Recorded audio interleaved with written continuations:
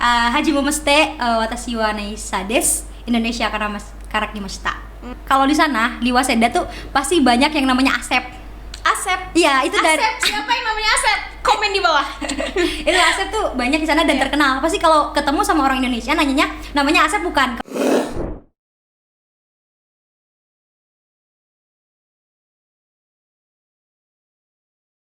Assalamualaikum warahmatullahi wabarakatuh. Selamat datang di KPI Podcast. Jangan lupa untuk subscribe, like, comment, and share jika konten ini bermanfaat buat kamu. Dan jangan lupa untuk klik tombol lonceng agar kamu nggak ketinggalan informasi dari kami. Bersama saya Intan Rama yang akan nemenin kamu di KPI Podcast. Obrolin aja, jangan dipendam.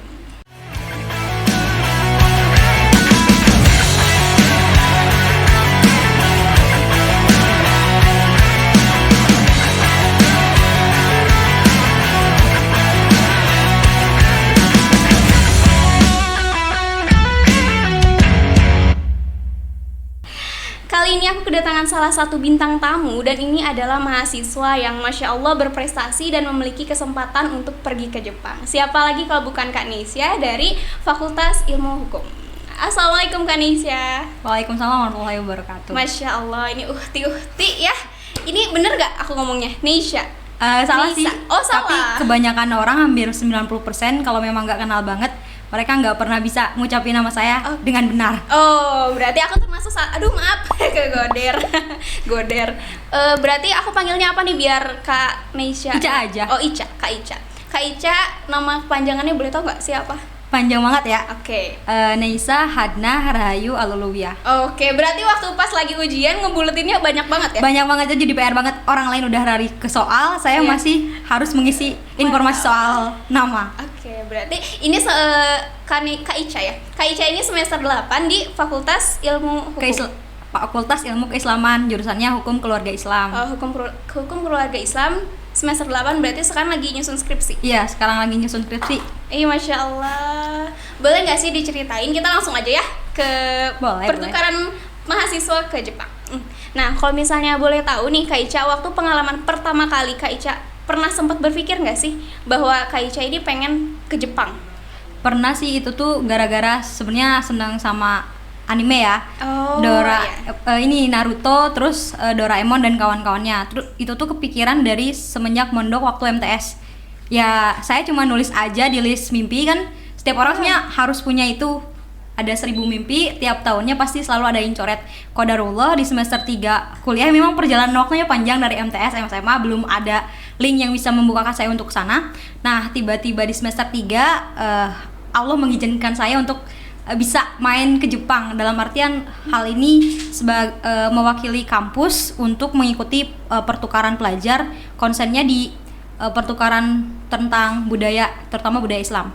Oke, Masya Allah. Berarti Kak Ica ini pernah punya hope dulu, harapan dulu Kak Ica li semuanya. Dan setiap tahun pasti ada yang kecoret dan salah satunya adalah ke Jepang. Iya, pasti itu. Semuanya kayak gitu.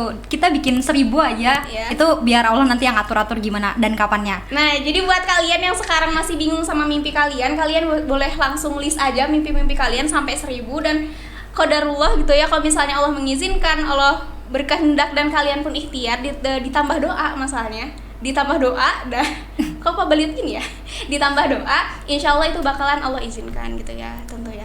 Tapi kalau misalnya ini budaya Islam berarti konsennya di keluarga atau gimana?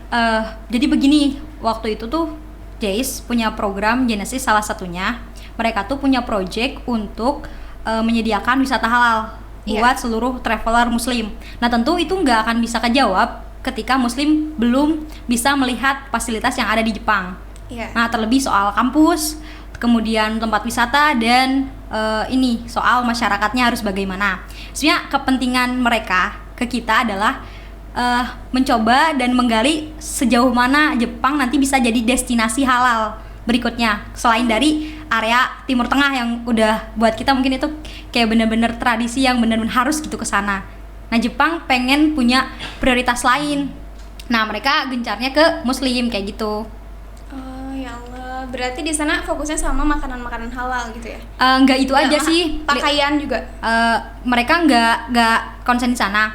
Mereka lebih ke tata cara kita bagaimana biasa muslim hidup di negaranya. Nah, nanti Jepang ingin kemudian itu juga ada di negara mereka, biar kita secara ketika berwisata atau kemudian kita belajar di sana, kita bisa mendapatkan fasilitas yang sama di negara muslim atau mereka yang secara mayoritas negaranya muslim kayak gitu. Oh, ya, kayak diduplikasi gitu ya? Iya. Kebiasaan kita dibawa ke sana kayak Iya. gitu. Oke lah. Berarti kalau misalnya gitu tinggal 10 hari kan di sana? Iya, 10 hari. Apa aja sih yang selama ini didapat sama Kak Ica?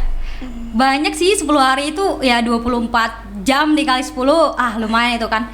Pertama sih yang paling greget buat saya tuh ketika main ke Waseda University. Yeah. Tentu itu jadi impian buat siapapun, termasuk saya. Karena di sana tuh ada area yang khusus banget buat muslim dan muslimah, area Islamic Studies. Kita di sana bisa dapat tempat sholat secara mudah. Kalau di kampus-kampus lain sih enggak. Apalagi kalau di Eropa biasanya nyuri-nyuri taman atau jalanan biar bisa kita sholat. Kalau di sana disediakan. Kemudian di kantinnya pun sama. Jadi ada ini buat muslim nih, ini aja yang bisa dimakan, kantinnya khusus. Nah, yang selain itu atau yang haram dipisahkan. Jadi kita akan tahu dan akan lebih nyaman di sana. Kemudian mereka juga memberikan overview tentang perkuliahan sih. Jadi ke sana tuh main sekaligus dikenalin kampusnya dan dapat kelas. Lumayan kan belajar juga? Di sana kita benar-benar belajar bareng. Nah, kira-kira belajar apa di sana? Pertama belajar soal riset tentang studi, banyaknya mahasiswa Indonesia yang studi ke sana. Kalau di sana di Waseda tuh pasti banyak yang namanya Asep. Asep? Iya, itu dari Siapa yang namanya Asep? Komen di bawah. Itu Asep tuh banyak di sana dan terkenal. Pasti kalau ketemu sama orang Indonesia nanyanya namanya Asep bukan, kalau ke laki-laki. Kayak gitu. Ya, beberapa. Kemudian kita juga diberi kesempatan untuk kemudian melanjutkan di sana.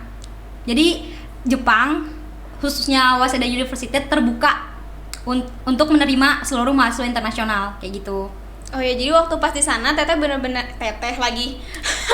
Kak Ica ini benar-benar menduplikasikan apa yang kehidupan muslim di sini terus di sana kan? Ya, mereka nanti akhirnya soalnya ada tawaran diskusi akhir kepada JAIS dari kita, project ke depan mau digarap apa bareng-bareng dari project dua negara. Intinya dia dari Muhammadiyah dan Jepang kayak gitu, karena saya delegasinya delegasi Muhammadiyah. Apa itu? Udah ada atau belum? Itu ada projectnya itu Javindomura. Javindomura.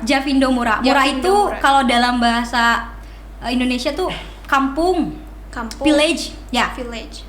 Javindomura itu Jepang, Indonesia, kampung. Jadi di sana tuh mewadahi ada 3 prospek yang kita kembangkan. Pertama, pertukaran pelajar tentu, karena kebutuhan kita kan memang itu soal pendidikan mereka yang budaya disiplinnya, pokoknya itu keren banget. Kayak saya menemukan nilai-nilai keislaman di sana gitu. Kemudian pertukaran tenaga kerja, kita ketahui bahwa di Jepang pertumbuhan teknologi dan yang lainnya mendukung untuk pemberdayaan, perkembangan pola pikir dan kemudian manajemen kerja. Dan yang ketiga adalah budaya tukar bahasa. Orang Jepang kemudian mengajarkan orang Indonesia bahasa. Begitupun sebaliknya. Jadi ketika kita ketemu kita bisa bilingual, Indonesia Jepang, ya kapanpun main ke sana kita bisa pakai 2 bahasa itu. Jadi kayak 2 saudara saling mengajarkan bahasa, lebih simpelnya kayak gitu. Itu proyeknya. Cuman itu? Iya, 3 itu. 3 itu, Masya Allah. Berarti bisa dong sedikit-sedikit bahasa Jepang? Bisa, tapi ya karena udah 2017 udah lama lah. Maksudnya karena jarang dipakai juga kan. Kalau perkenalan diri masih ingat ya masih ingat. Boleh dong perkenalan diri aja. Hajimomeste watashi wa neisa desu. Indonesia karakimashita. Masya Allah, karakimashita. Karakimashita. Oke. Udah lah ya, skip aja, nggak usah dibahas lagi. Ini mulutnya harus dibelajarin lagi, oke? Oke. Jadi kalau misalnya Kanisha ke Jepang, Kak Ica ke Jepang itu berapa peserta? Kalau dari Indonesia? Muhammadiyah, dari Muhammadiyah 10 orang, perwakilannya itu dari tiap provinsi. Kemudian dari perwakilan Nahdlatul Ulama juga 10 dan dari Bali 10. Jadi ada 3 kelompok berjumlah 30 orang gitu. Masya Allah ya, dapat kesempatan yang menurut aku sih mimpi semua orang itu ke luar negeri gitu kan. Dan gratis 10 hari. 10 hari. Itu jadi benar-benar dari visa, tiket pesawat itu semuanya. bisa diurusin sama pihak JIS-nya. Nah, tapi ngomong-ngomong, kenapa sih Kak Ica ini bisa kepilih pertukaran ke Jepang? Ini aku ya tahadus bin Hikman aja ya. Kayak pertama waktu itu sebenarnya lagi ada acara di kampus ini, acara halakoh kebangsaan, diskusi kebangsaan kayak gitu. Ngundang pematerinya hampir profesor kayak gitu, salah satunya sekretaris PP Muhammadiyah Pak Abdul Muti. Nah, kebetulan beliau menawarkan ada program Sudex. Nah, saya sebenarnya dapat link informasi ini dari Bapak Dekan. Nah, Bapak Dekan kemudian merekomendasikan saya ikut tes bahasa, nulis esai, wawancara. Ya, selayaknya biasa aja kayak gitu. Nggak ada yang jalur lurus, nggak. Semuanya tetap by proses. Kalau misalnya saya bahasanya tidak lulus, ya saya nggak bisa berangkat loh. Ya itu keberuntungan sih kata saya, dan takdir. Setelah dari MTS udah lama menunggukan, akhirnya dikabulin. Tes, kemudian dinyatakan boleh berangkat, bisa berangkat, lulus. Nah, saya mulai repot di sana ngurusin paspor dan yang lainnya lah. Nah, untungnya untuk visa dibantu sama pihak pemerintah Jepang, jadi kita nggak terlalu repot, bener-bener dipermudah pokoknya. Oh, jadi benar-benar dipermudah sampai itu. Kalau misalnya dari berapa orang sih pesertanya sampai Kak Nisha cuma dipilih sampai 10 orang?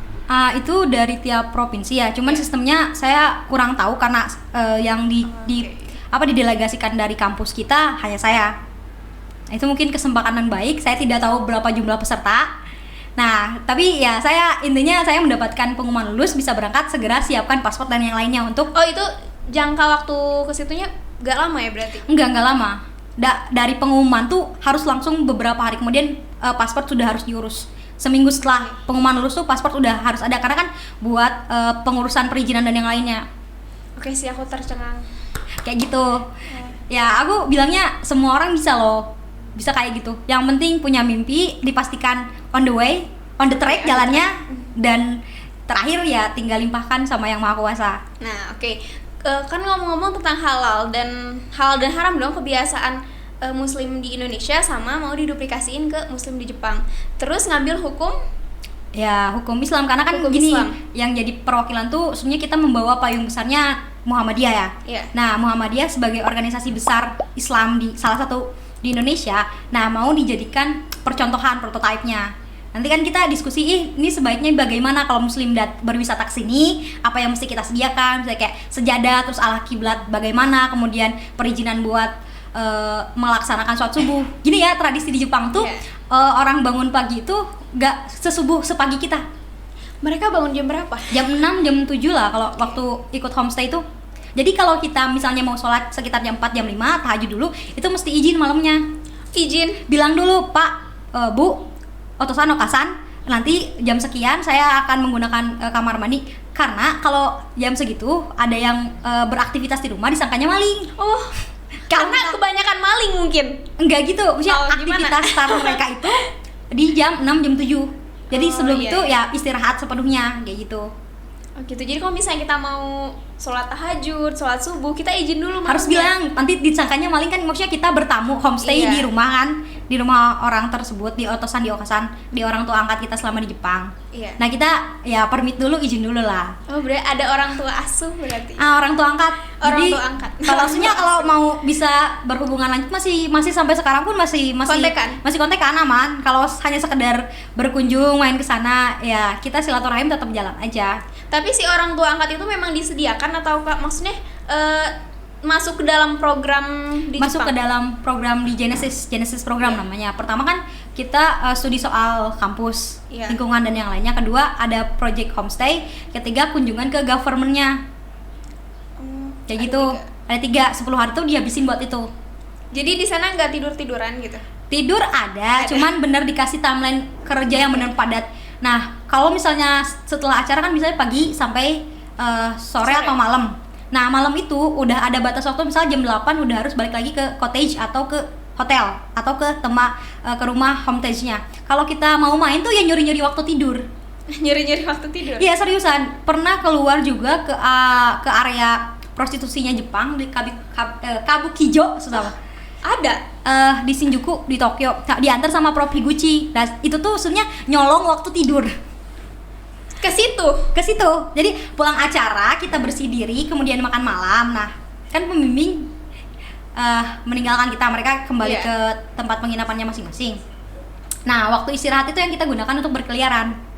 Oh, berkeliaran, dan itu gak sedikit untuk dicuri waktu tidur. Iya, kita kalau milih untuk mengeksplor Jepang lebih jauh berarti mengorbankan waktu istirahat, udah itu aja pilihannya. Karena dari pagi sampai malam itu udah terplan semuanya dan mesti tepat waktu. Itu bener-bener kerasa loh. Oke deh. Berarti apa sih perbedaan yang aku pengen tanya ini ya? Perbedaan Kak Ica ketika di Jepang sama Indonesia, apa sih yang harus dibenahi di Indonesia ini? Masalah waktu. Masalah waktu. Kesananya pasti beres kalau sudah masalah waktu. Misalnya kita di meeting ya. Iya. Waktu itu pernah undangan buat pertemuan overview sama pihak pemerintah. Undangannya misalnya jam 7. Iya. Nah, kalau kita 30 menit jam setengah 7 berarti baru ke ruangan, kita bisa jadi orang terakhir yang bergabung di ruangan itu. Wow, berarti mereka gabungnya jam 6. Iya. Saking tepat waktunya mereka. Kalau misalnya lingkungan di sana mah gak usah ditanyain lagi kali ya, udah bener-bener bersih dan tertata. Iya. Terus apa sih pelajaran yang Kak Ica dapat selama di Jepang yang Kak Ica sampai saat ini, sampai hari ini diaplikasikan di kehidupan Kak Ica sehari-hari? Pertama soal waktu itu, kedua soal kebersihan. Ini pokoknya nilai-nilai Islam tuh implementasinya di sana semua ada.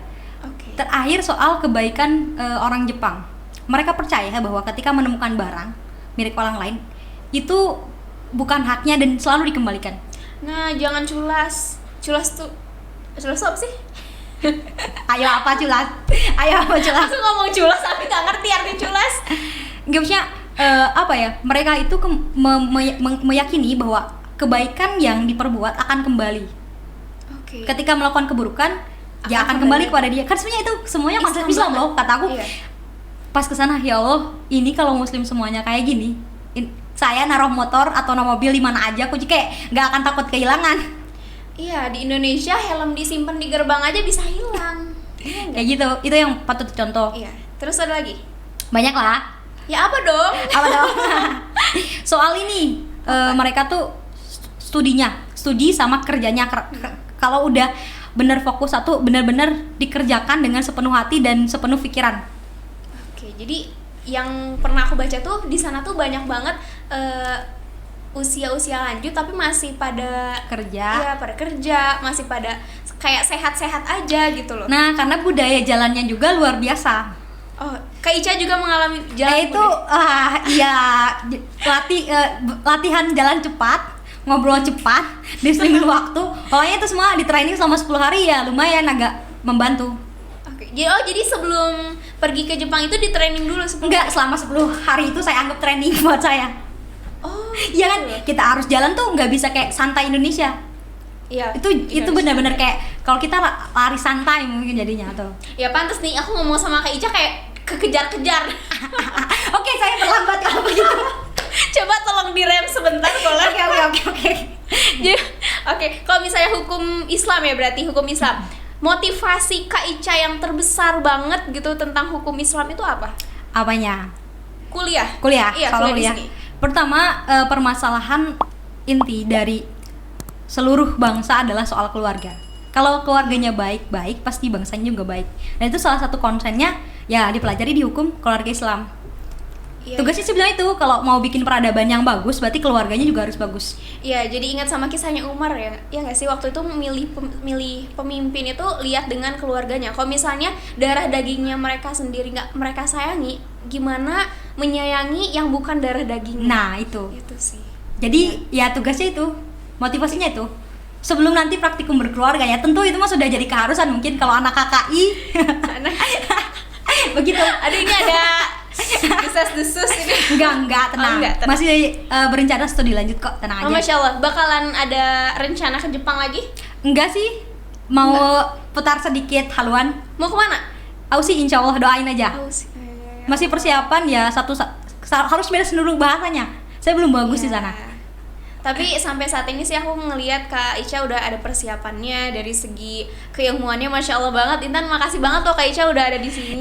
Sama-sama belajar. Sama-sama belajar. Tapi kalau misalnya ngomong-ngomong setelah kepulangan dari Jepang ke Indonesia, tanggapan keluarga itu kayak gimana? Ya pertama mereka senang. Sebenarnya gini, saya tuh nggak bilang mau ke Jepang sebelum lulus.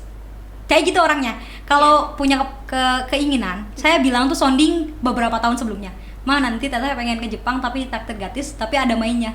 kalaupun ada belajar kayak gitu pasti ada mainnya. Lebih kayak selesai itu nggak ngomong-ngomong lagi, saya tuh bicara setelah wawancara dilakukan. Mah, saya harus persiapan paspor, mungkin pulang dan yang lainnya ada harus persiapan. Emang kamu mau kemana? Mau ini lulus ini? Lah, kok baru ngomong? Ya pertama mereka kaget dong. Lah, kok nggak bicara sebelumnya? Kamu ikut tes ini? Enggak lah, kan kita belum tahu rezeki apa enggaknya. Kalau udah pasti baru bilang, oh ya udah, mulai dari sana ya persiapan biasa. Cuman mama ya khawatir karena saya punya alergi dingin, sedangkan di Jepang kan, suhunya mereka punya musim salju kan. Nah di sana sih sebenarnya antara ini anak dilepas atau enggak. Cuman yang saya ingat bahwa ibu pernah bilang gini, kesempatan itu nggak pernah datang 2 kali. Dan sayap yang paling harus dimiliki oleh perempuan selain pendidikan adalah menjelajah sejauh-jauhnya, biar kamu bisa arif dan lebih bijaksana. Insyaallah, quotes of the day. Iya. Kalau seorang ibunya baik, akan jadi ibu peradaban yang lahir anak-anak peradaban. Kalau anak-anak peradaban lahir, keluarga peradaban lahir. Kalau itu terjadi berarti negara yang berperadaban akan lahir.